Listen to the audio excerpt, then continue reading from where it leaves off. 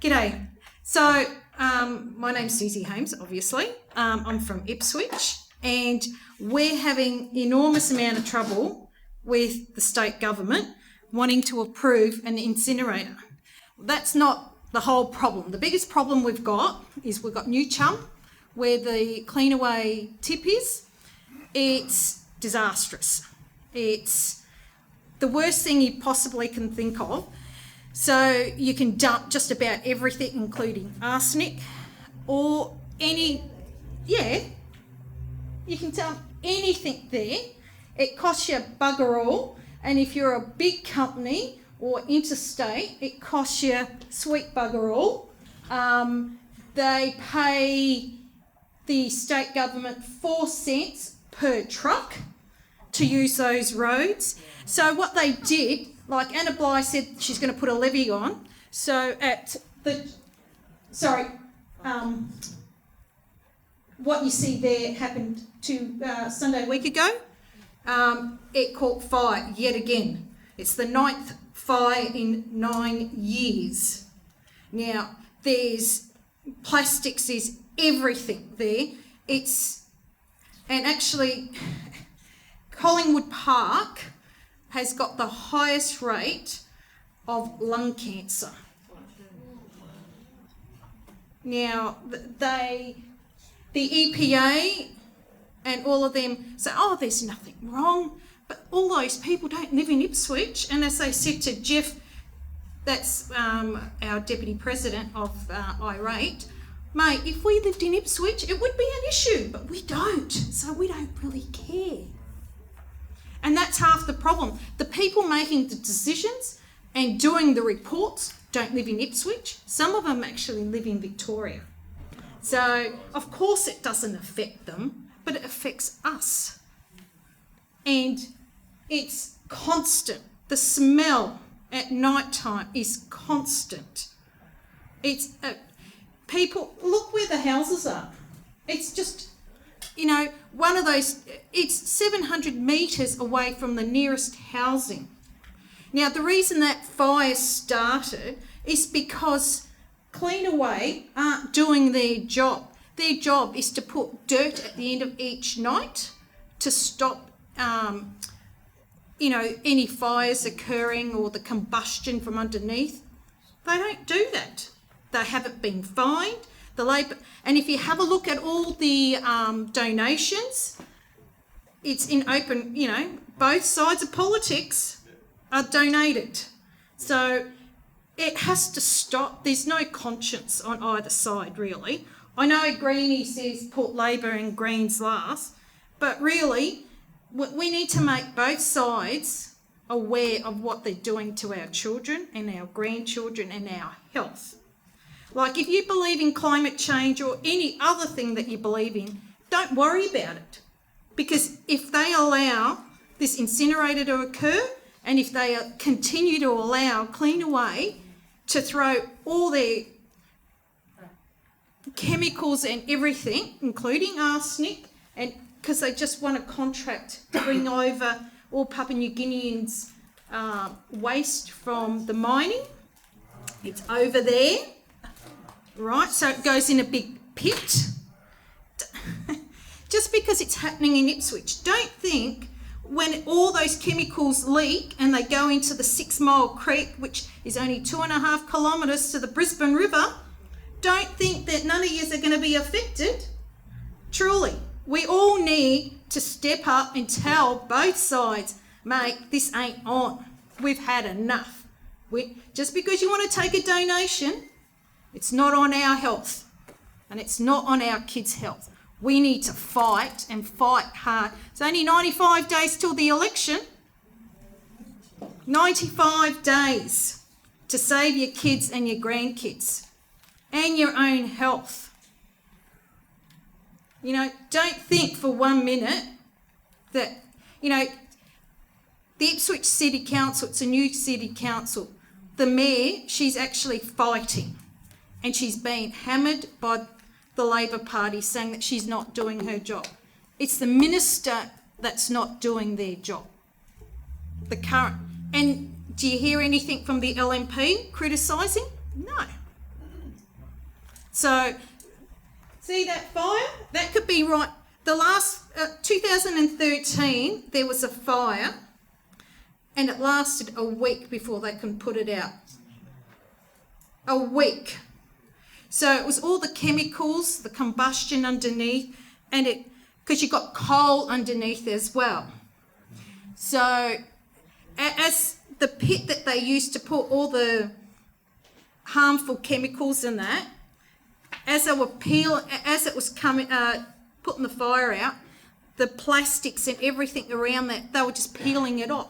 So there's no border to contain the chemicals or any contamination, and it's leaking. They've already found that it's already leaked about 6 k's into 6 Mile Creek. Now they're getting approval to empty some of that wastage into the 6 Mile Creek because apparently no one gets any of the water from the 6 Mile Creek, but there's a whole heap of residents that have been approved to take the water out to water their gardens and their veggie patch and all of that. To kill, yeah. They are killing Ipswich. So, as someone said to me once, Susie, Labor can do anything in Ipswich because they believe that people in Ipswich will always vote Labor. But the LNP will do whatever they have to do because they don't really expect to win Ipswich for a second term. And it's true. You know, Ipswich is like, oh, we don't want to know you. But just remember, what happens up the top always goes down the bottom. And if you want to be healthy, you need to fight with all of us. It doesn't matter what side of politics you are on. You need to get angry and you need to stand up with us and fight with us. I mean, you might think I'm being melodramatic, but when you actually see the whole story, it actually scares the living bejesus out of you. It's really, really terrifying. So, because it's only about 700 metres from where the fire, and you can see it. So if you go to the next slide, there it is, see how the wind goes, and that went all the way down to Bundamba and all of that. So it was just horrendous, and you could smell it, and that just, to actually contact someone was almost impossible. And the EPA didn't turn up until the next day. They're not interested.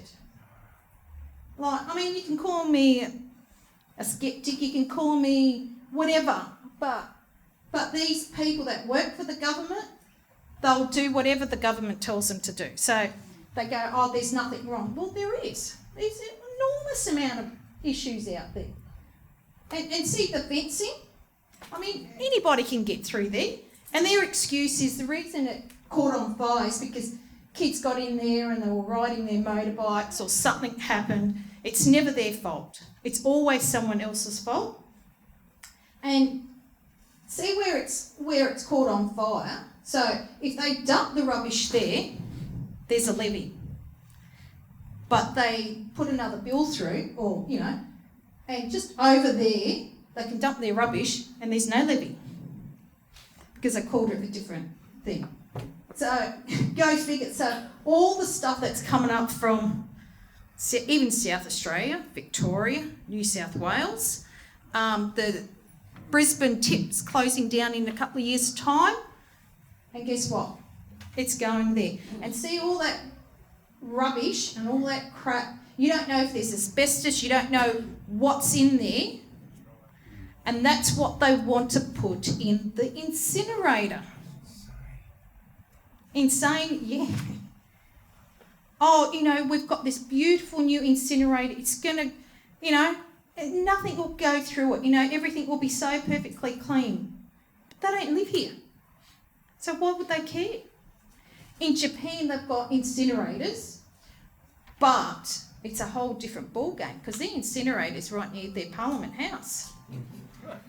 And they refine all their rubbish, and the only thing that is burnt is what's supposed to be burnt, nothing else. But the company that's got the approval to do it, they're well known in the UK. A lot of the incinerators are being shut down at the moment because it's a proven fact for birth defects, cancers, miscarriages, everything. See this mask? If you think after COVID-19 you won't have to wear one, think again. We'll be wearing it constantly. There will be enormous amount of lung issues, breathing issues, name it. And the older we get, the sicker we get, and it's going to be harder on us seniors. And I call myself a senior because I'm over 50, so... Sorry. Am I talking too much? Okay. Sorry. Next one, thanks. So, hang on. I'm going blind in my old age. So it says airborne contamination from clean-away fire. Airborne particles can be presented at levels where they pose a hazardous to human health or be deposited in amounts that cause noise. Particles less than 10 micrometres in diameter. A hair is 60 micrometres. Now it's... And when you've got particles smaller than 10 are especially concerning as these particles can enter the human respiratory system and penetrate deeply into the lungs, causing adverse health effects. The recommended air quality standards for PM10 are 15 micrograms per cubic metre for a 24-hour exposure period. You'll see when that fire occurred, there's a graph and it shows you that it exceeded that by about 10-fold for a few hours. So, as you know, the Defence Force had to pay out, or the federal government paid out people that lived out at Oaking, Ambley, out at Newcastle and a couple of other areas for the fire retard. Yeah. Well, it's the same issues here, and that's what they're finding. And it's in the water, it's in the air, and they don't care. So, sorry. See, it only looks a little, but this one that happened at Flinders View, just near where I live, and it was horrendous. See the peak? It's 900. So, and on here you can see it's lasted for a few hours, quite a few hours. I think they said about 8 to 10 hours that we had copped it for. Sorry.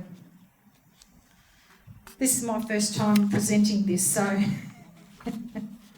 hang on, where are we? So some other issues with waste industry in Ipswich. At least 4 different appeals are underway, costing us taxpayers ratepayers, I should say, $8 million. So what it is, the government approves it, then they go, because they've been given the donations, obviously, then they go, the council, it's up to the council now, so they put the poor council in trouble, and the council says, no, we don't approve it, then they go to the court. So even though the court has ruled in the council's way, us ratepayers have to pay for it. So they lost the appeal. Now they're appealing again because the state government has said, yes, we approve it, but the council has to say yes or no. But because the council says no, we have to pay. So actually, Palaszczuk or Freckleton could quite easily say, enough is enough, we're going to do better recycling, we're going to stop all of this, and these people have to be charged. And that's what Mayor Teresa Harding has said. She's written an open letter to the minister. She's written a letter to the ratepayers and everything. And she has demanded that Cleanaway and all the others be charged and have a hefty fine. A hefty fine. I mean, the last time they got fined was only about, I think it was about 50-odd thousand. I mean, that's like 2 cents for us, really. I mean, the actual CEOs and all of them need to be charged, held accountable. Because if you run your own business, if something happens, you as a business owner are held accountable and charged. But here, they are left to run loose. So there's 4 that are actually taking the council to court because the council has not approved their application to increase their actual tip to make it higher and bigger and to allow more chemicals to go in there. So, yes, and the odours are just horrendous. Yes, please, sorry. So, look, how about we just, and that's about it really. Let's just, I can't scare you anymore. If you, one of the options we're looking at is delivering flyers explaining to residents what's happening, 2, getting stickers to put on our rubbish bins to say no incinerator in our backyard, some signs for front yards, and even a march. I know no one wants to march, but maybe we need to march from Ipswich to Brisbane like they did back in 1984, 85. Out of here at Red Bank, they were going to store nuclear waste. They built the big thing, and they actually marched from Red Bank to Brisbane, and that's how they stopped it. So even in the COVID-19, maybe we need to do something similar, but and if you're interested, just come and see me, and it would be wonderful to get more helpers. Thank you.